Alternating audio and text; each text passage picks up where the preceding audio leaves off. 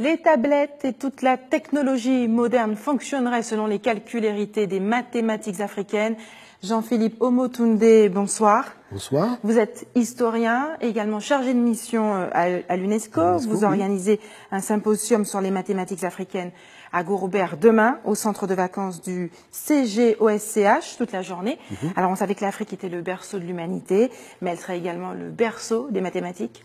Effectivement, depuis une vingtaine d'années maintenant, les fouilles archéologiques ont révélé que l'Afrique est bel et bien le berceau des sciences mathématiques. Et vous savez qu'en Belgique, par exemple, il y a une statue de 7 mètres de haut de la première tablette de calcul de l'histoire de l'humanité qui a été trouvée au Congo RDC, voyez, et c'est l'attestation de l'invention des 4 opérations, addition, soustraction, division et multiplication. Vous m'expliquiez tout à l'heure que justement qu'il y avait un faisceau de preuves qui attestait que les mathématiques viennent d'Afrique, sont nées en Afrique. Totalement. Par exemple, si nous descendons dans la région de Blombos, en Afrique du Sud, moins 80 000 ans, naissance de la géométrie.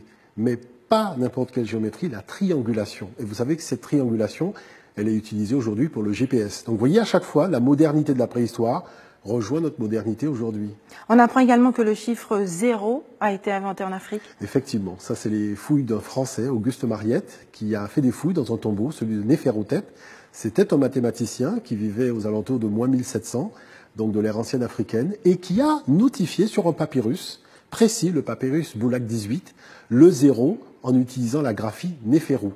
Donc on connaît maintenant aujourd'hui le nom du zéro en Afrique ancienne, Néferou, qui était l'utilisation du zéro dans différents domaines, notamment aussi l'architecture. Ça, il ne faut pas l'oublier. On parle d'une magie des mathématiques africaines, des méthodes de calcul qui seraient beaucoup plus simples que celles que l'on retrouve en Occident. Alors, ça fait maintenant près de 6 ans que j'interviens dans des établissements scolaires, que ce soit des écoles primaires, des collèges, des lycées, même les universités.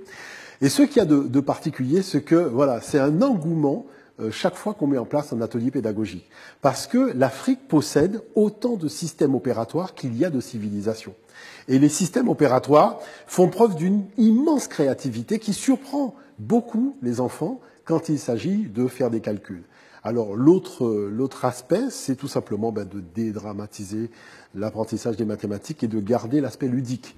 Parce qu'en Afrique, on utilise aussi bien le cerveau créatif que le cerveau cartésien, et c'est ça qui plaît beaucoup aux enfants. Alors ça plaît, mais quelle utilité? Beaucoup. Vous savez, aujourd'hui, il est de notoriété, aujourd'hui, de savoir que les systèmes dits numériques, l'informatique, les 1 et les 0, utilisent le système algorithmique des calculs de l'Afrique. Il faut le savoir, d'ailleurs, Jacques Attali l'a dit il n'y a pas très longtemps sur TF1, effectivement, ce sont les mathématiques de l'Afrique qui font fonctionner les ordinateurs, les tablettes tactiles, les téléphones portables aujourd'hui. L'intérêt, c'est de tout simplement expliquer aux enfants quel est ce mécanisme qui permet en fait de faire fonctionner un ordinateur sur la base des calculs africains. Et ça, c'est extraordinaire. Il y a quelque chose qui vous dérange, c'est que le fait que tous les inventeurs noirs, finalement, ne soient pas connus. Oui, c'est-à-dire que j'ai l'impression qu'on privilégie un peu le négatif, et puis le positif, on le met de côté. Or, vous savez que les enfants, pour s'édifier, ont besoin de modèles positifs. Et nous en avons beaucoup. Oui. Nous en avons Raoul Georges Nicolo, par exemple, très grand mathématicien, physicien, Raoul Georges Nicolo, brillant inventeur, il faut quand même le souligner. Je suis toujours surpris, quand je vais dans des établissements scolaires, de ne pas voir sa photo sur les murs. Vous voyez, on a un grand savant, quelqu'un qui est internationalement reconnu, et pourtant, voilà, il n'existe pas dans les cerveaux de nos enfants. C'est dommage. On retrouve également dans l'histoire le nom d'autres inventeurs, en tout cas d'autres mathématiciens qui ne se connaissaient pas. Je pense à Thomas Fuller, un esclave qui a été déporté en Virginie alors qu'il était analphabète. Alors, vous ouvrez l'encyclopédie Larousse, des plus grands hommes de l'histoire de l'humanité, vous découvrez un mathématicien africain, mais de l'époque de l'esclavage.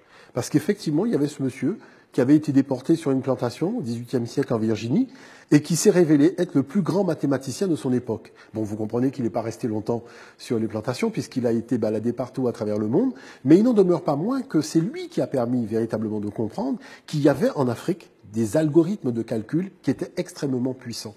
Alors, quel est le programme demain pour ce symposium sur les mathématiques africaines à Gourbert? Alors, vous savez, en fait, nous faisons le symposium parce que l'an dernier, nous l'avions fait à Bémao.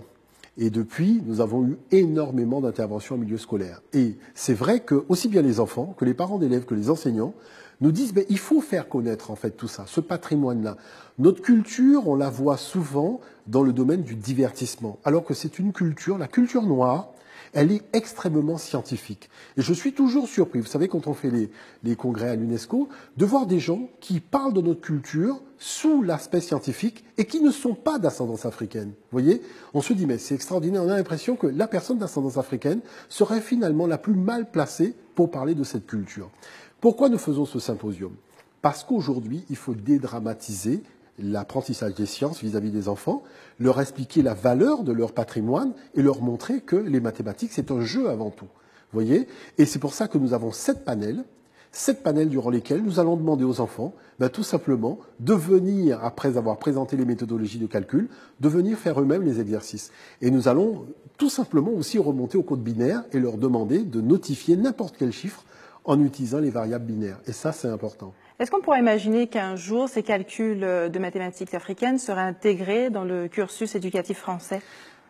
Vous y pensez? C'est le but. Vous savez, j'en ai parlé à pratiquement tout le monde, vraiment, que ce soit les ministres.